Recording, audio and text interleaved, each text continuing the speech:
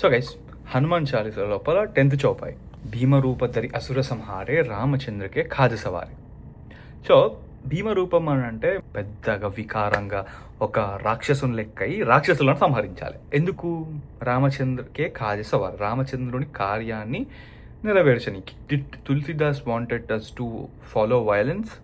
లే, నేను చెప్తా. నువ్వు బలం అనేది ఎక్కడ ప్రయోగించాలి, నువ్వు ఎక్కడ ఘోర రూపకంగా ఉండాలి అని అంటే, whenever you are fighting against bad, అక్కడ నువ్వు కోపంగా ఉండాలి. ఘోర రూపకం అంటే భీమరూపకంగా ఉండాలి. ఎక్కడైతే ప్రేమను చూపెట్టాలి, ఆర్ ఎక్కడైతే నువ్వు సూక్ష్మంగా ఆలోచించాలి అన్నప్పుడు you have to belittle yourself, అంటే నిన్ను నువ్వు తక్కువ చేసుకోవాలి. రాక్షసులు అంటే ఇక్కడ త్రేతాయుగం లెక్క బయట ఎక్కడో ఉండరు, నీ లోపల ఉండే నెగటివ్సే రాక్షసులు.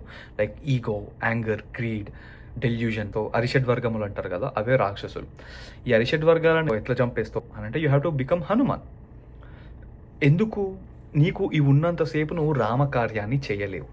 సో ఎట్లా అంటే, నువ్వు ఒక హయ్యర్ పర్పస్ పెట్టుకున్నప్పుడు, నేను లైఫ్లో ఇది సాధించాలి అని పెట్టుకున్నప్పుడు నీకు చాలా వరకు నెగటివ్స్ వస్తూ ఉంటాయి. నువ్వు ఎట్లా ఛేదించాలి అని అంటే, you have to beat all these negatives down. అప్పుడే నీకు హయ్యర్ పర్పస్ తెలుస్తుంది. ఇక్కడ హయ్యర్ పర్పస్ ఏంటి అని అంటే, హనుమంతునికి రామకార్యం. రామకార్యం అంటే ఏంటి అని అంటే ధర్మాన్ని నిలబెట్టడం. ఇది గుర్తుపెట్టుకోండి. సో ధర్మాన్ని నిలబెట్టడానికి ఆయన సూక్ష్మ రూపం ధరిస్తాడు, వికట రూపం ధరిస్తాడు, భీమ రూపం ధరిస్తాడు. సో అందుకనే సూక్ష్మ రూపధరి సియహిది కావా, వికట రూపధరి లంకచ రావా, భీమ రూపధరి అసుర సంహారే రామచంద్రకే కాజ సవారే. సో రాముని కార్యాల కొరకు నేను ఎంత దూరం అన్నా పోతారా బై అని చెప్పనీకే గిదా అనమాట. ఇప్పుడు మనమేం నేర్చుకోవచ్చు?